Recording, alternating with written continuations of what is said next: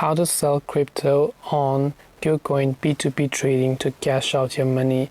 In order to sell crypto on KuCoin P2P Trading to cash out your money, you have to simply open the KuCoin app, and this is the kind of interface you will see.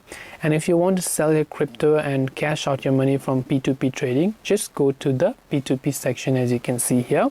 Once you come to the P2P section, here under buy, you'll find another option called sell. So you simply want to go to the sell option that you can find there. And once you go to the sell option that you see there, you'll be able to see anything that you own. So here you can see USDT or whatever else that you have. Just hit the sell option, and then you will have to pay a certain amount. And once done, you can actually link your bank account and stuff, and then you'll be able to withdraw these to your bank account. This way you'll be able to sell crypto on P2P Trading to a bank. Hope this video is very helpful.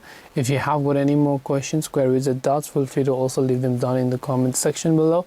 Thank you for watching till the very end of this tutorial, and as always, see you soon in the next video.